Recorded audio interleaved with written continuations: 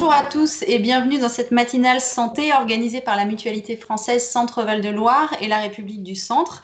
Elle a pour thème cette année la lutte contre la pauvreté au temps du coronavirus. En France, 15% de la population vit en dessous du seuil de pauvreté, ce qui représente 9 millions de personnes, dont 3 millions d'enfants. Pour eux, plus encore, cette crise du Covid est une épreuve supplémentaire, un choc qui les fragilise davantage dans leur santé, dans leur logement, leur emploi, leur alimentation, dans l'éducation des enfants. Elles sont sans doute les premières victimes de cette crise inédite qui sert justement de triste révélateur de ces inégalités. Alors comment répondre à cette urgence sociale? Comment aider les plus précaires? Louis Schweitzer va nous donner quelques pistes. Ce haut fonctionnaire et homme d'affaires français préside le comité d'évaluation de la stratégie nationale de prévention et de lutte contre la pauvreté. Bonjour monsieur. Bonjour. Alors, première question, la France déplore 44 000 décès du Covid déjà, et les plus modestes sont aussi les plus frappés par la surmortalité. Ça a été prouvé par des scientifiques. Pourquoi? D'abord parce que la maladie frappe ceux qui sont en contact proche les uns des autres. Et on voit bien que les personnes pauvres sont souvent dans des logements plus resserrés, dans des lieux plus resserrés, donc où les contacts sont plus fréquents. Deuxièmement, il y a un fait aussi qui précède la crise du Covid, c'est que l'espérance de vie des gens est fonction de leurs revenus. Entre les 5% les plus pauvres de la population et les 5% les plus riches, l'écart d'espérance de vie hors Covid est de plus de 10 ans. C'est-à-dire que les pauvres, pour beaucoup de raisons, sont plus vulnérables à la maladie et, quand ils sont malades, sont moins bien soignés. La précarité en France n'avait jamais été aussi forte, aussi élevée depuis la Seconde Guerre mondiale, d'après les associations caritatives.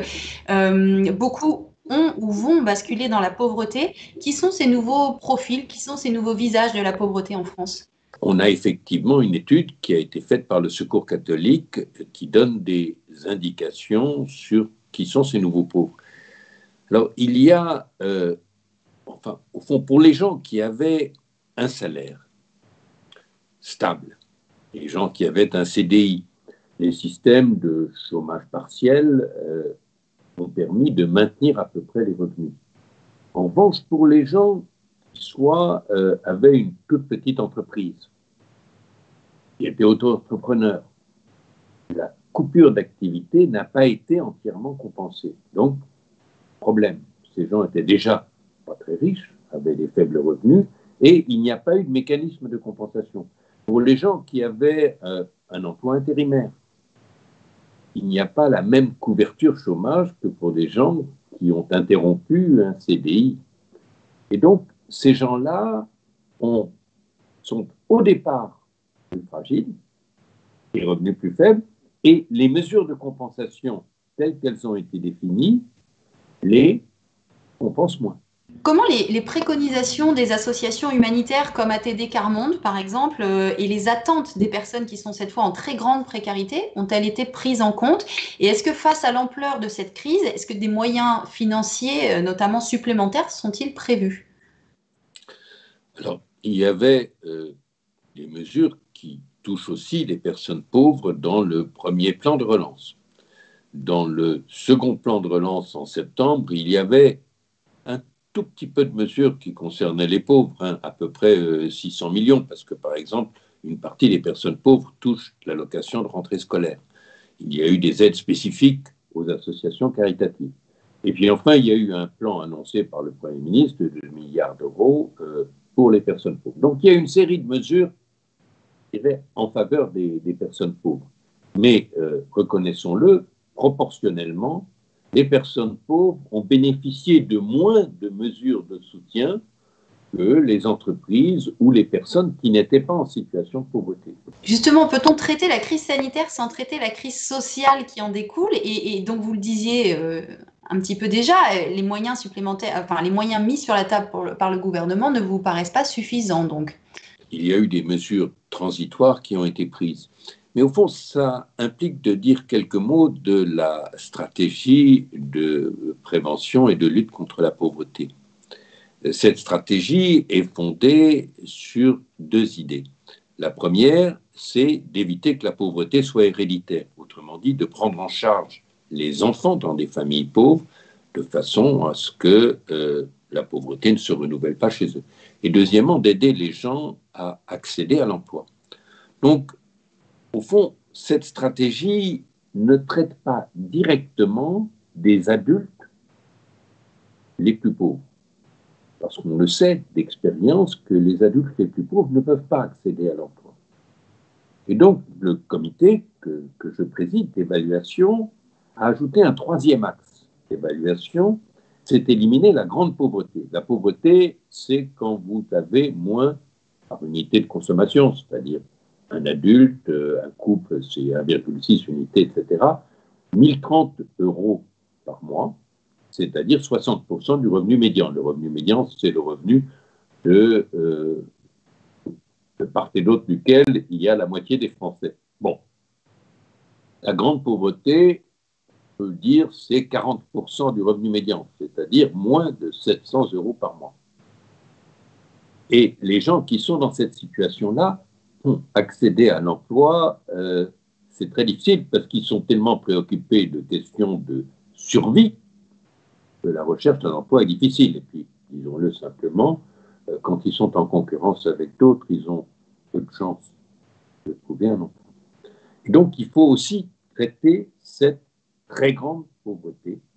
Et cette très grande pauvreté, d'ailleurs, la France s'est engagée à l'éliminer d'ici 2030. Et pour le moment, il est évident que le Covid nous éloigne de cet objectif et que les minima sociaux sont inférieurs à ce seuil de très grande pauvreté.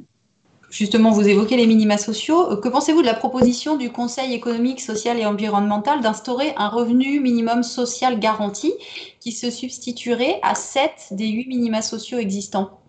Il y a dans la stratégie de lutte contre la pauvreté l'idée d'instituer un revenu universel d'activité, qui est en fait un minimum social général. Et pour des raisons que j'ignore, la concertation qui avait été engagée sur la mise en place de ce revenu universel d'activité a été interrompue. On devait mettre en place ce revenu universel avant 2022. Il est établi aujourd'hui qu'on ne le fera pas. Je pense que oui, de rapprocher ces différents minima sociaux est souhaitable et nécessaire. Pourquoi? D'abord parce que c'est un maquis complexe. Pour chacune de ces prestations, il y a des conditions un peu différentes. Donc, vous pouvez avoir le droit à l'une et pas à l'autre. Et puis, vous l'imprimer pour obtenir l'une n'est pas la même que l'imprimer pour obtenir l'autre. Les conditions ne sont pas exactement pareilles. Et donc, vous imposez à des gens, aidés bien sûr par des associations, mais quand même c'est du travail, des conditions d'accès extraordinairement complexes et vous accroissez le nombre de personnes qui ne bénéficient pas de ces minima sociaux. Alors après, il y a des situations un peu particulières. Par exemple, il y a une allocation pour les personnes en situation de handicap. Ces personnes disent « Nous sommes dans une situation différente et nous ne voulons pas que notre allocation soit intégrée aux minima sociaux. » Bon, il faut prendre en compte ces préoccupations-là. Mais, au fond, tout ce qui simplifie, tout ce qui fait qu'il n'y a pas 20 conditions différentes pour chaque minima social, c'est bon et ça réduit le non-recours. Ça ne suffit pas pour éliminer le non-recours, mais ça réduit le non-recours. Et tout ce qui réduit le non-recours est bon. On simplifie, effectivement, vous le dites. Quelles seraient les 3 mesures, peut-être d'après vous, prioritaires à prendre tout de suite en faveur des plus démunis, particulièrement en cette période de crise sanitaire, sociale, économique?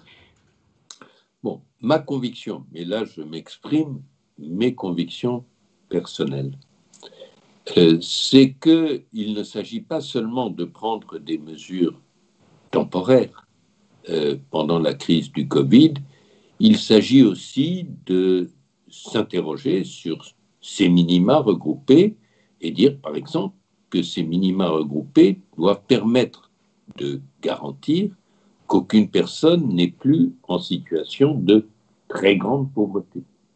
Alors ça, c'est une première mesure dans mon esprit. Une seconde mesure, c'est de s'intéresser aux jeunes. Il y a bien sûr les jeunes qui sortent en ayant fait des études, mais il y a aussi les jeunes qui sortent sans avoir fait d'études. Alors, il y a une première mesure qui a été décidée, c'est de faire de la formation de 16 à 18 ans. Très bien, il faut s'assurer qu'effectivement, tous les jeunes bénéficient de cette formation de 16 à 18 ans. Et puis, ceux qui sortent à 18 ans du système scolaire, on le sait, ont beaucoup de mal à trouver un emploi. Et actuellement, ceux qui ont moins de 25 ans n'ont pas le droit aux minima sociaux. Et on le sait tous, ces jeunes, à 18 ans, qui cherchent un emploi, qui sont le plus souvent d'une famille qui n'a pas la capacité de les soutenir et de les aider, bon, qu'est-ce qu'ils vont devenir s'ils n'ont ni ressources ni travail? Et donc, je pense qu'il faut aussi prendre des mesures en faveur de cette catégorie des jeunes de 18 à 25 ans. Pour le reste, je pense que l'accès à la scolarité, la réouverture des écoles, ça a été très très important. Et ça a été très important parce que les plus pauvres étaient doublement ou triplement même les plus grandes victimes de l'arrêt de la scolarisation. D'abord parce que ils n'avaient plus de vie sociale. Et la vie chez eux leur donnait, si je puis dire, moins d'espace que les enfants plus favorisés. Ensuite, parce que les formes d'accès à l'enseignement à distance, d'accompagnement par la famille, bien sûr, sont plus importants quand vous êtes dans une famille plus aisée ou plus avantagée que quand vous êtes dans une famille très pauvre. Donc, si je puis dire, les mécanismes de compensation scolaire sont un bon. Et puis, troisièmement, et il ne faut pas l'oublier, la scolarisation, ça s'accompagne de cantines, ça s'accompagne du petit déjeuner, et même si ces cantines à 1 euro et ces petits déjeuners gratuits ne sont pas mis en place partout, et je voudrais qu'ils soient mis en place partout, quand ils ne sont pas là, dans une famille aisée, c'est compensé. Dans une famille pauvre, ça ne l'est pas toujours. Et donc, voilà, il y a ce troisième volet, si je puis dire, c'est sur les enfants. 1, scolariser. 2, faire aussi qu'ils retrouvent la vie sociale qu'ils ont perdue pendant ce temps. Et 3, s'assurer que leur alimentation soit effectivement bien assurée, parce qu'on sait bien qu'un gosse, s'il est bien alimenté, grandit mieux et en meilleure santé. Effectivement, on a l'impression que ce confinement, et particulièrement l'arrêt de l'école au printemps dernier, a creusé les inégalités. En fait, cette crise, finalement, elle ne fait que faire exploser finalement une situation, être un révélateur terrible d'une situation des plus pauvres en France. Cette crise est effectivement un révélateur et un aggravateur tout à la fois. Alors, cela dit, quand même, puisqu'on parle de la France, rappelons qu'en termes de pauvreté monétaire, le système de calcul est le même dans toute l'Europe. C'est 60% du revenu médian qui définit la population pauvre. En France, c'est 9 millions de personnes. C'est beaucoup et c'est trop. Mais au sein de l'Europe, la France est bien placée. Elle est dans les 3 premiers pays qui ont le moins de pauvres en termes monétaires. Donc, parce que nous avons un système social, parce que nous avons des systèmes de protection sociale, la France est dans une situation relativement bonne. Dans les pays développés, par exemple, même aux États-Unis, la proportion de pauvres est beaucoup plus grave qu'elle n'est en France, alors que le pays est beaucoup plus riche que la France. Et les écarts d'espérance de vie, de niveau scolaire sont plus élevés aux États-Unis qu'en France. Donc, la situation n'est pas acceptable, mais ne pensons pas que c'est mieux ailleurs. Ce n'est pas une raison pour accepter la situation française telle qu'elle est. Mais il ne faut pas non plus, il faut aussi reconnaître que notre système social français est meilleur, protège mieux que la plupart des systèmes des pays. Alors, il y a des pays meilleurs que nous, hein. Les pays scandinaves, oui, sont meilleurs que nous, ils ont une longue tradition dans ce domaine. Mais nous avons un système qu'il faut préserver, renforcer, et le renforcer particulièrement en direction des plus pauvres. Peut-être une petite question hors champ pour terminer. La région Centre-Val de Loire est sous-dotée en médecins, notamment le Loiret, où on parle carrément de désert médical. Là encore, les plus fragiles pâtissent de cet accès aux soins qui est plus difficile, j'imagine. Alors, il faut savoir que, de façon générale, plus vous êtes riche, plus vous vous soignez. Autrement dit, et là, même au-delà du seuil de pauvreté, et indépendamment du remboursement, alors même que les soins sont gratuits, souvent on entend dire ces soins gratuits font que les gens modestes vont abuser des soins. La vérité est exactement inverse. Les dépenses de santé croissent plus vite que le revenu. C'est-à-dire que, proportionnellement, quelqu'un qui a des revenus plus élevés consacrera par plus importante que les dépenses de santé. Et ceci explique, ce que je dis tout à l'heure, c'est que les riches vivent plus longtemps que les pauvres. Leur espérance de vie est très supérieure aux pauvres. Bon. Et ça, c'est un premier point. Le second point, c'est alors qui, lui, pose un problème politique, c'est le lieu d'installation des médecins. Il y a des débats là-dessus. Pour le moment, c'est la liberté d'installation. Il y a, au fond, les mécanismes qui ont pour objet d'inciter les médecins à aller là où on a le plus besoin d'eux et à ne pas aller là où il y a déjà beaucoup de médecins, ne sont pas assez puissants pour avoir un impact significatif. Et donc, s'ajoute au problème de pauvreté et d'accès aux soins des personnes pauvres une inégalité territoriale. Et à vrai dire, une des révélations générales de la crise du Covid, c'est les inégalités territoriales. Autrement dit, même d'être pauvre, il vaut mieux être pauvre dans certains endroits que dans d'autres. Parce que selon l'endroit où vous êtes, l'impact de la pauvreté ne sera pas le même. Et c'est un enjeu parce que, aussi, vous le savez, les dépenses sociales sont prises en charge par les départements, pour une très large part. Et donc, les départements les plus riches ont à la fois moins de pauvres et plus de ressources, alors que les départements les plus pauvres ont plus de pauvres et moins de ressources. Et ça, c'est aussi un sujet qui mérite une réflexion. Bien, merci beaucoup.